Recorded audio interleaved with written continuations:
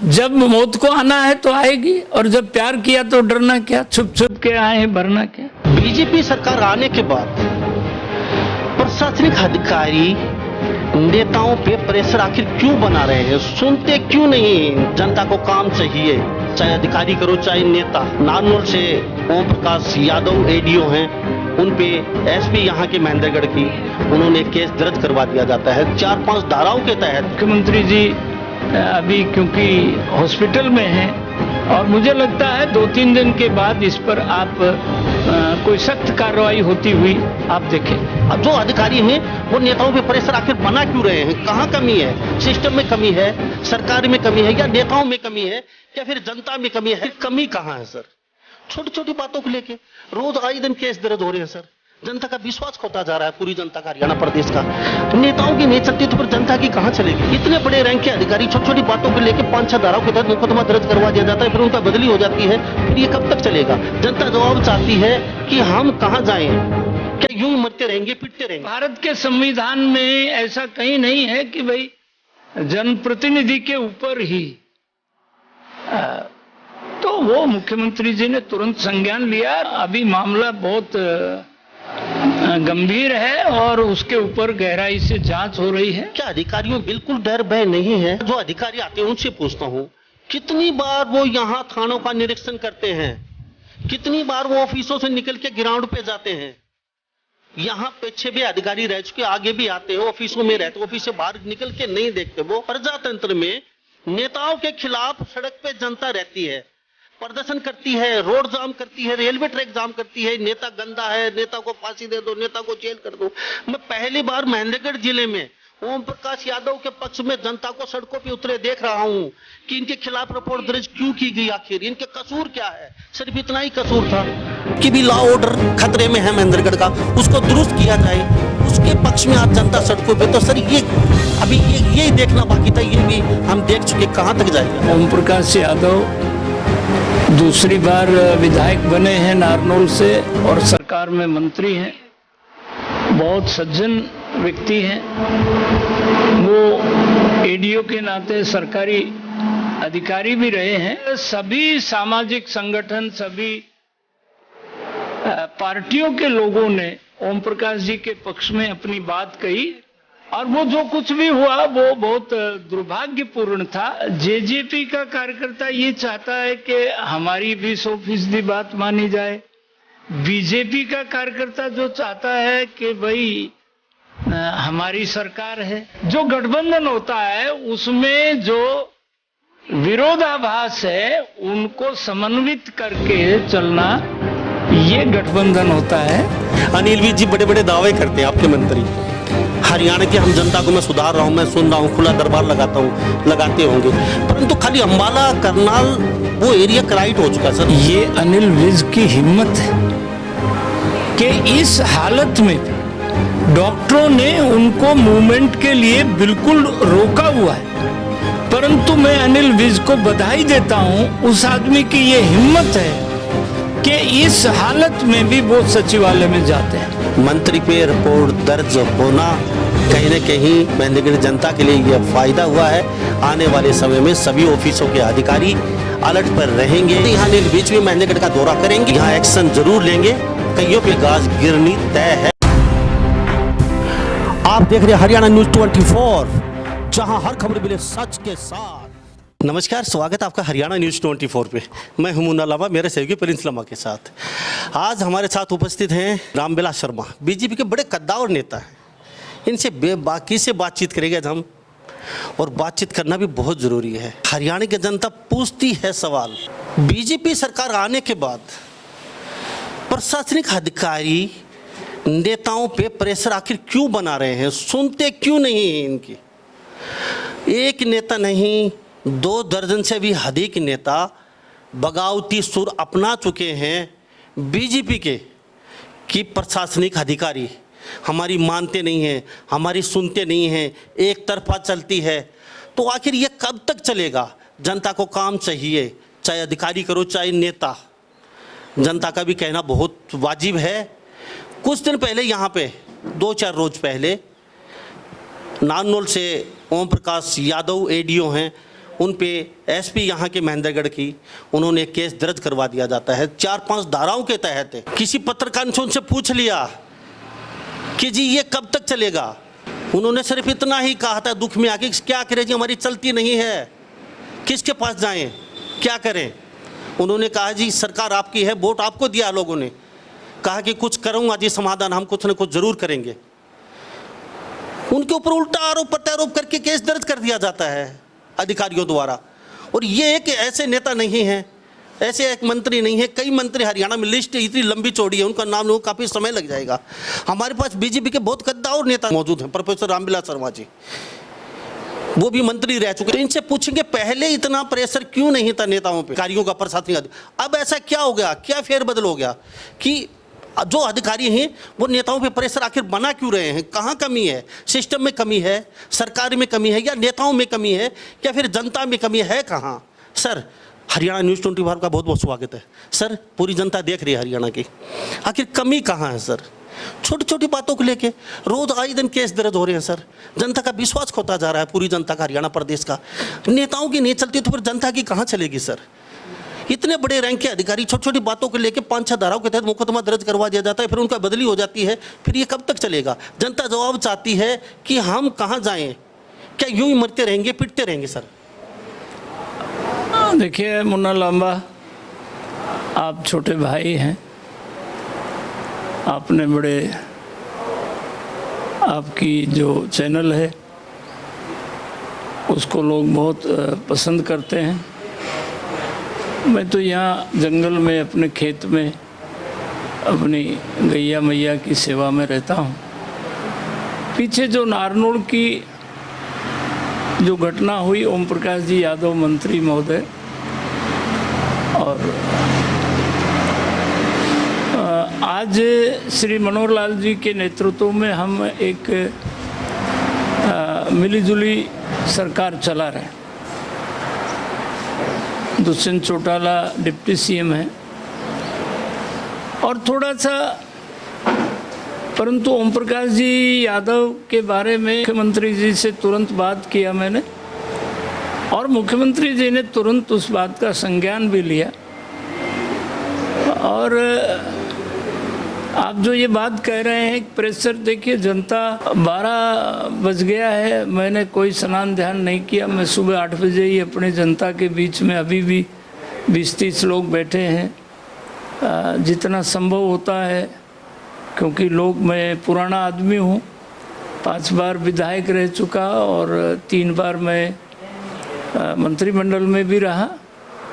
तो सरकार की भी अपनी सीमा है, और मुख्यमंत्री जी जब 2 पार्टियों की सरकार होती है, गठबंधन की जब सरकार होती है मुन्ना भाई, तो उसमें जैसे पिछली जो सरकार 5 साल हमारी थी, वो भारतीय जनता पार्टी की पूर्ण बहुमत की सरकार थी।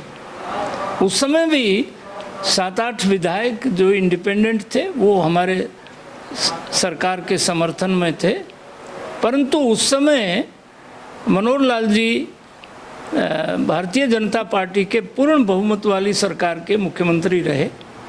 और आज की परिस्थिति में मनोहर लाल जी थोड़ा सा क्योंकि दूसरा जो सहयोगी रहता है उसकी भी बातों को ध्यान में रखना पड़ता है।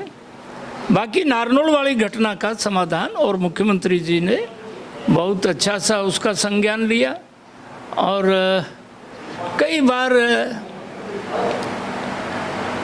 मुख्यमंत्री जी को हमने कहा कि ये जो एफआईआर तक की जब नौबत आती है, जो जनप्रतिनिधि होता है, वो चाहे गांव का सरपंच है, चाहे वो विधायक है, चाहे वो सरकार का मंत्री है, जनप्रतिनिधि रोजाना सैकड़ों लोगों को मिलना जुलना करता है, सबकी समस्याओं को सुनना पड़ता है, और उसमें जनप्रतिनिधि कोई बात करता है तो वो अपने लोगों के भले और भलाई के लिए बात करता है। और ये भारत के संविधान में ऐसा कहीं नहीं है कि भाई जनप्रतिनिधि के ऊपर ही। तो वो मुख्यमंत्री जी ने तुरंत संज्ञान लिया और उसकी अभी मेरी हरियाणा के गृह मंत्री अनिल विज से भी बात हुई और वो अभी मामला बहुत गंभीर है और उसके ऊपर गहराई से जांच हो रही है। सर, सबको पता है पानी गले से ऊपर आ जाता है, उसके बाद आदमी, नेता हो, मैं हूँ, चाहे सामान्य वर्ग हो, कोई भी हो, कुछ ना कुछ तो वो करेगा। उन्होंने ऐसी कोई गलत टिप्पणी नहीं की। उन्होंने ये कहा था हमारी चलती नहीं है, क्या करें भाई। उसके बाद क्या अधिकारियों में बिल्कुल डर भय नहीं है? जो अधिकारी आते हैं उनसे पूछता हूँ, कितनी बार वो यहाँ थानों का निरीक्षण करते हैं, कितनी बार वो ऑफिसों से निकल के ग्राउंड पे जाते हैं। यहाँ पीछे भी अधिकारी रह चुके, आगे भी आते हैं, ऑफिसों में रहते, ऑफिस से बाहर निकल के नहीं देखते। वो प्रजातंत्र में नेताओं के खिलाफ सड़क पे जनता रहती है, प्रदर्शन करती है, रोड जाम करती है, रेलवे ट्रैक जाम करती है, नेता गंदा है, नेता को फांसी दे दो, नेता को जेल कर दो। मैं पहली बार महेंद्रगढ़ जिले में ओम प्रकाश यादव के पक्ष में जनता को सड़कों पे उतरे देख रहा हूँ कि इनके खिलाफ रिपोर्ट दर्ज क्यों की गई, आखिर इनके कसूर क्या है। सिर्फ इतना ही कसूर था कि भी लॉ ऑर्डर खतरे में है महेंद्रगढ़ का, उसको दुरुस्त किया जाए, उसके पक्ष में आज जनता सड़कों पे। तो सर ये अभी यही देखना बाकी था, ये भी हम देख चुके, कहाँ तक जाएगी आपकी सरकार? मुन्ना भाई, ये आप जो कह रहे हैं बहुत गहराई की बात कह रहे हैं। ओम प्रकाश यादव दूसरी बार विधायक बने हैं नारनौल से और सरकार में मंत्री हैं, बहुत सज्जन व्यक्ति हैं। वो एडीओ के नाते सरकारी अधिकारी भी रहे हैं और वाकई जब लोगों को इस बात की जानकारी मिली तो नारनौल की जो डिस्ट्रिक्ट हेडक्वार्टर की बार है उसने प्रस्ताव पास किया। सारे पूर्व विधायक, चाहे वो कांग्रेस के भी थे, नरेश यादव कांग्रेस में हैं, पहले विधायक रहे हैं, राधेश्याम शर्मा पूर्व विधायक रहे हैं, सभी लोगों ने ओम प्रकाश जी के पक्ष में, क्योंकि सामाजिक संस्थाएं भी आ चुकी हैं, सामाजिक संस्थाएं भी, गौड़ सभा ने प्रस्ताव पारित किया, गौड़ सभा ने प्रस्ताव पारित किया, यादव सभा ने प्रस्ताव पारित किया और सभी सामाजिक संगठन, सभी पार्टियों के लोगों ने ओम प्रकाश जी के पक्ष में अपनी बात कही और वो जो कुछ भी हुआ वो बहुत दुर्भाग्यपूर्ण था।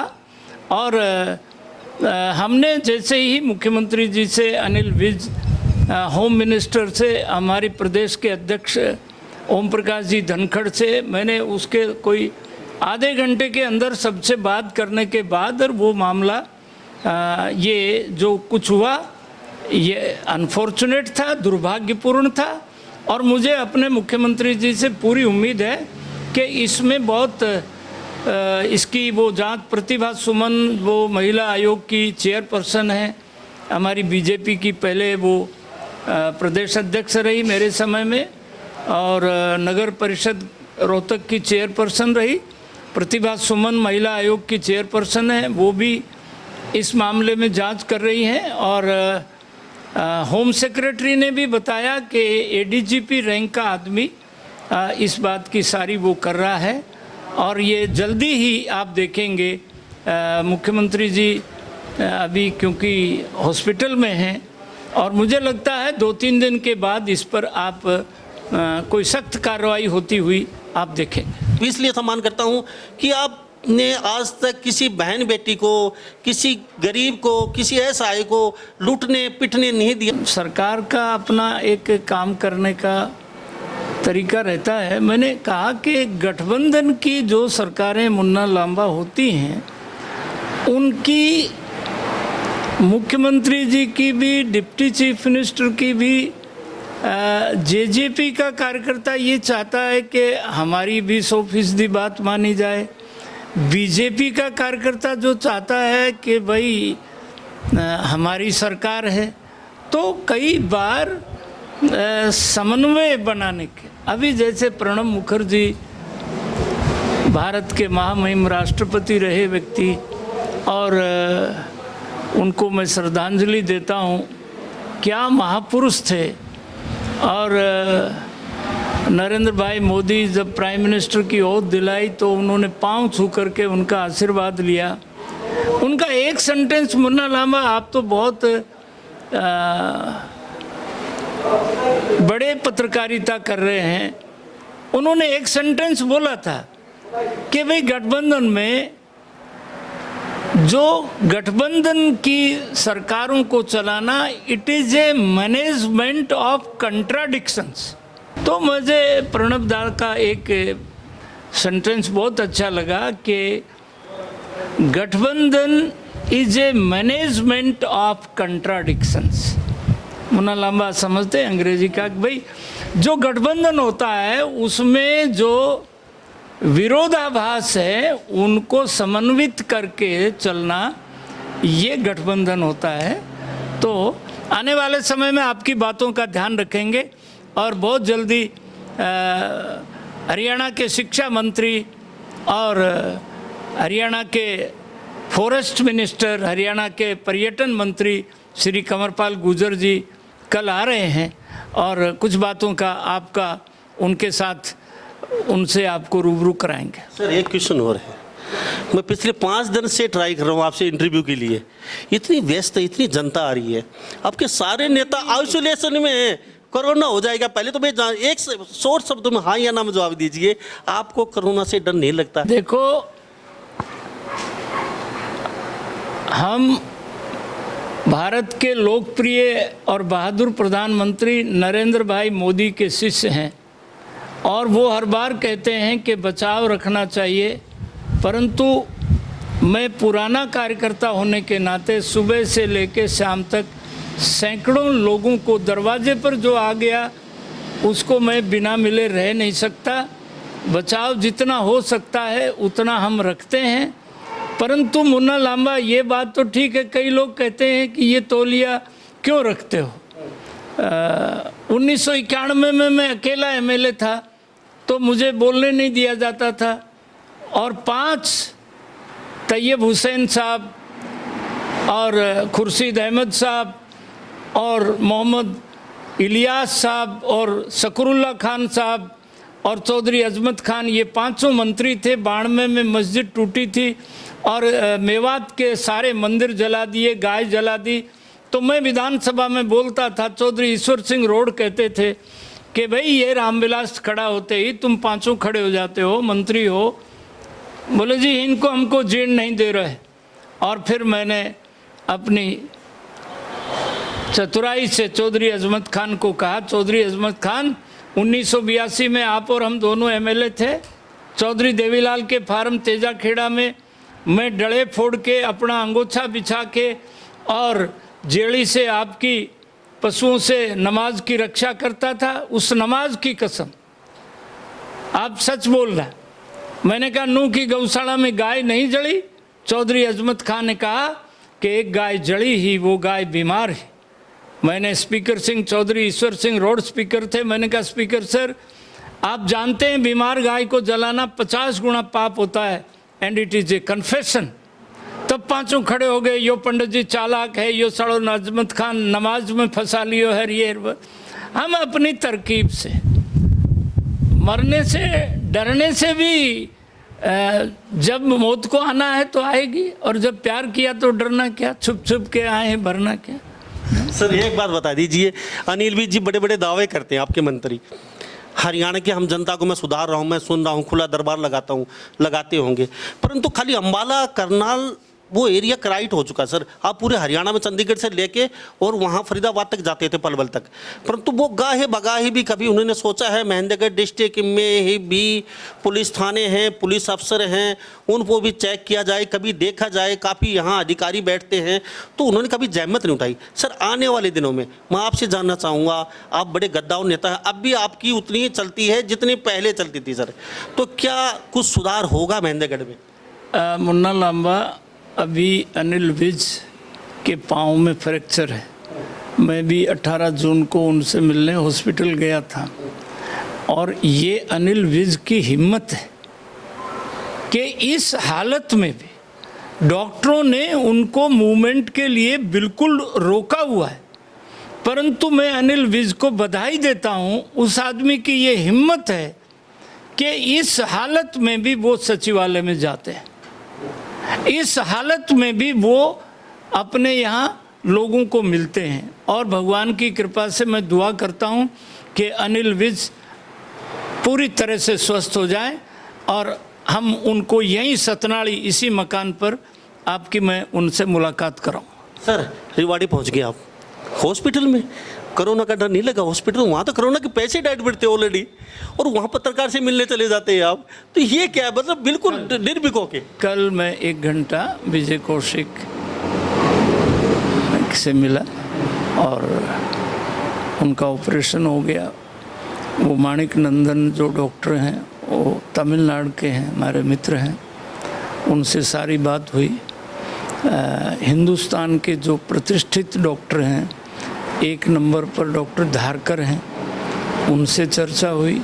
2 नंबर पर VS मेहता हैं गुड़गांव में, पारस में, उनसे भी उनके बारे में। और मैं भगवान से प्रार्थना करता हूँ कि वो जल्दी स्वस्थ हो जाए।